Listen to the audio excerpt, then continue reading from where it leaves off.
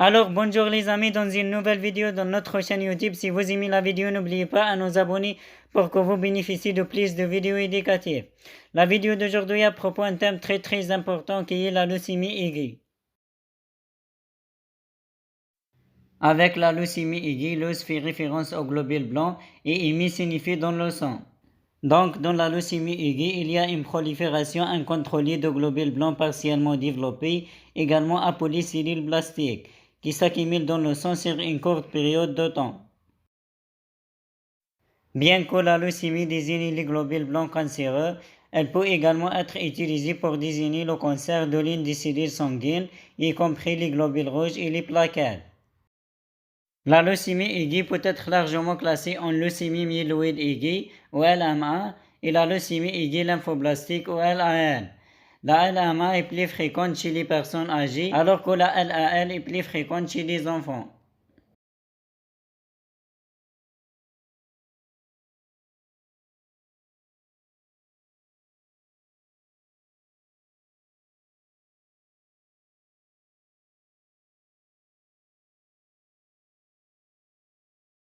Dans les deux cas, l'accumulation de cellules blastiques interfère avec le développement et la fonction de globules blancs, de plaquettes et de globules rouges sains. Désormais, chaque cellule sanguine commence sa vie dans la moelle osseuse en tant que cellule souche hématopoïétique.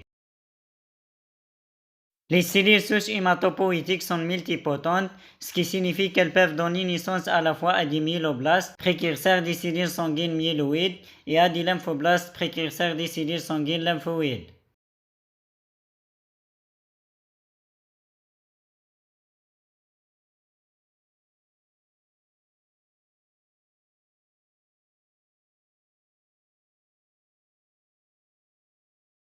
Ces lymphoblastes peuvent être des cellules pré-B qui se transforment en lymphocytes B ou des cellules pré-T qui se transforment en lymphocytes T.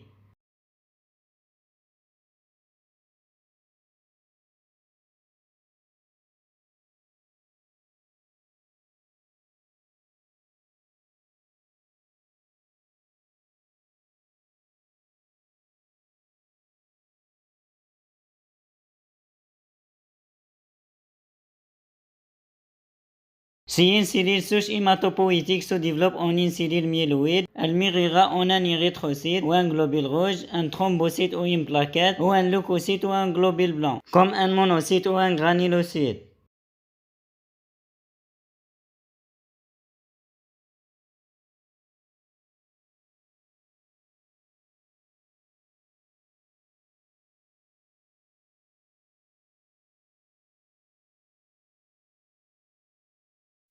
Les granulocytes sont des cellules contenant de minuscules granules à l'intérieur.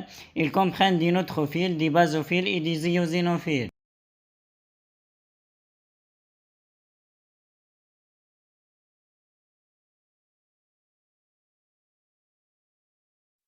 Si une cellule souche hématopoïétique se développe en une cellule lymphoïde, en revanche, elle mûrira en un autre type de leucocyte, une cellule T, une cellule B ou une cellule dièse naturelle appelée lymphocyte.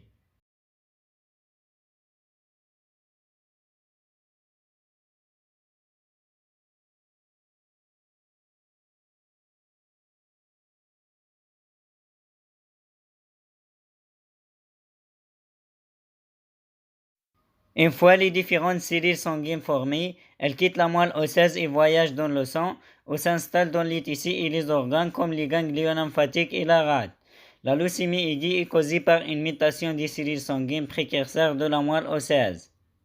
Dans le cas de la LAL, cela est généralement dû à une translocation chromosomique ou à un nombre anormal de chromosomes. Les translocations chromosomiques courantes comprennent la translocation du chromosome 12 et 21 et la translocation du chromosome 9 et 22, également appelé chromosome de Philadelphie.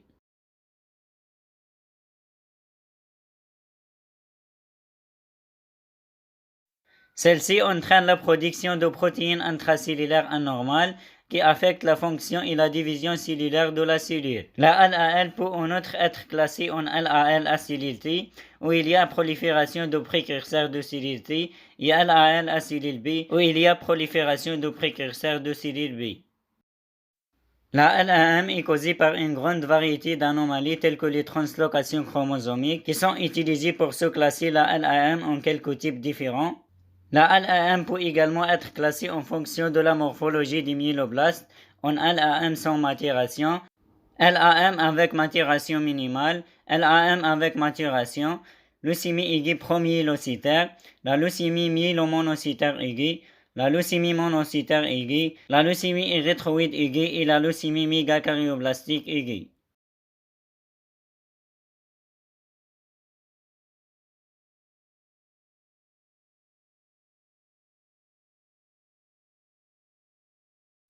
Parmi celles-ci, la leucémie aiguë promyélocytaire est un sous-type important.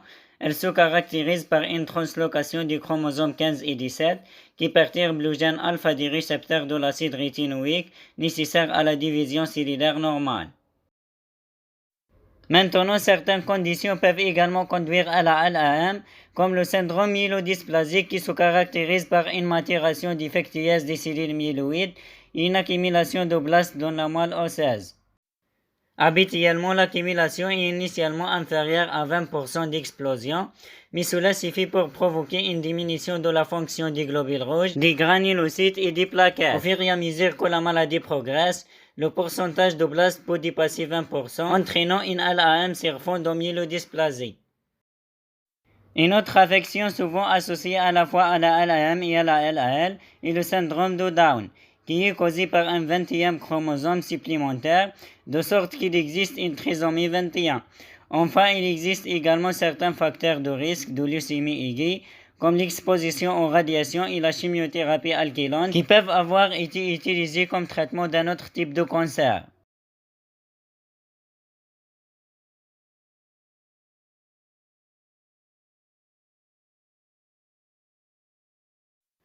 D'accord, quel que soit le type de mutation, les leucémies aiguës partagent une pathogénèse similaire. La mutation fait deux choses.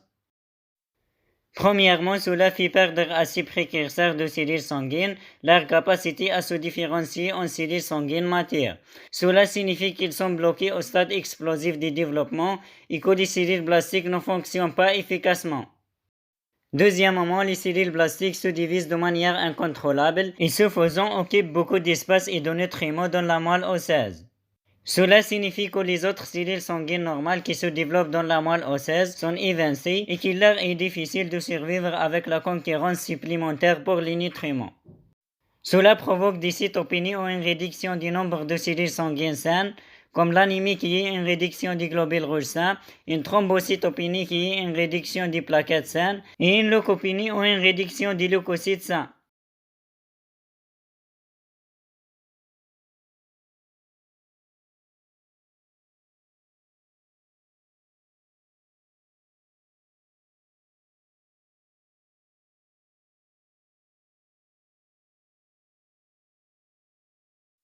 À mesure que le nombre de cellules blastiques dans la moelle osseuse ne cesse d'augmenter, elles se répandent dans le sang. Maintenant, certains de ces types, en particulier les lymphoblastes, s'installent dans les organes et les tissus du corps comme le foie et la rate.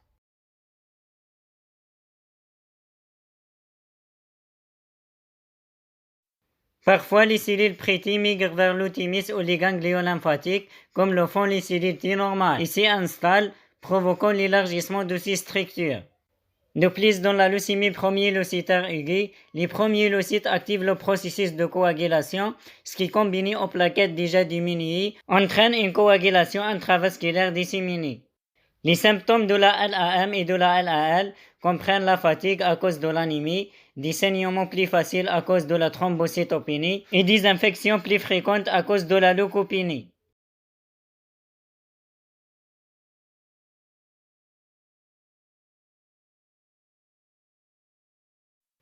La douleur et la sensibilité des os peuvent survenir lorsqu'il y a une augmentation de la production de cellules qui provoque l'expansion de la moelle osseuse. L'hépatosplénomégalie provoque souvent une sensation de plénitude abdominale, tandis que la lymphadénopathie provoque souvent une douleur légère mais localisée dans les ganglions lymphatiques.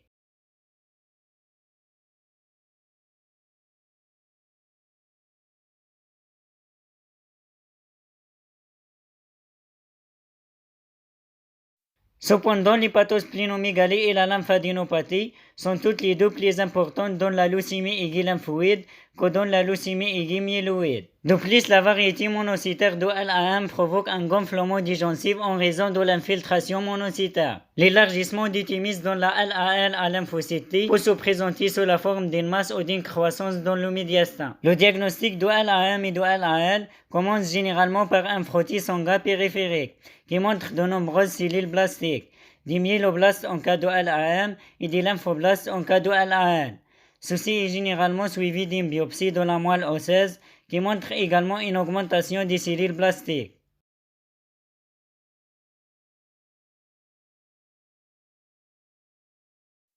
Dans la leucémie aiguë, le pourcentage de cellules blastiques dans la moelle osseuse passe de sa valeur normale de 1 à 2% à plus de 20%.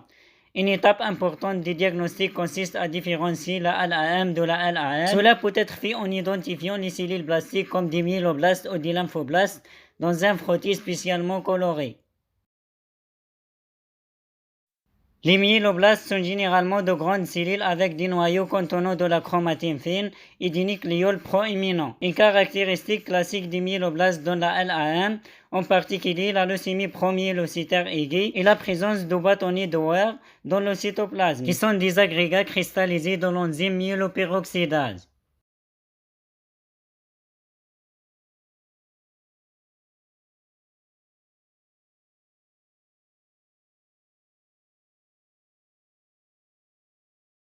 D'autre part, les lymphoblastes sont des cellules relativement plus petites avec une chromatine grossière, qui sont regroupées et ont de petits nucléoles. Les lymphoblastes ont très peu de cytoplasme qui contient des granules de glycogène.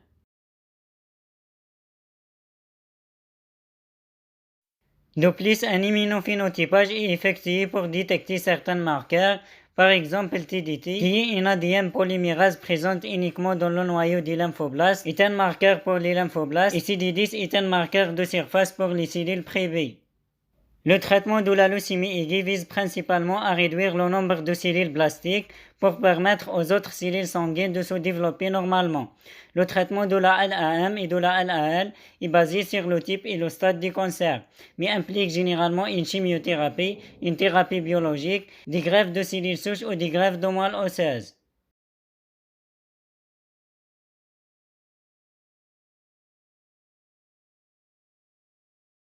La leucémie promyélocitaire aiguë peut être traitée avec de l'acide 2-transrétinoïque ou ATTR, qui est un dérivé de la vitamine A. L'ATTR se lie au récepteur de l'acide rétinoïque perturbé et provoque la maturation des blastes en neutrophiles, qui finissent par mourir, éliminant ainsi une grande partie des blastes du sang. Alors, pour résumer rapidement, la leucémie aiguë est un cancer des cellules sanguines et est classée en LAM et LAL. La LAM peut être subdivisée en différents types en fonction d'anomalies cytogénétiques ou en fonction de la morphologie des cellules blastiques. La LAL, d'autre part, est classée en LAL à cellule T et LAL à cellule B.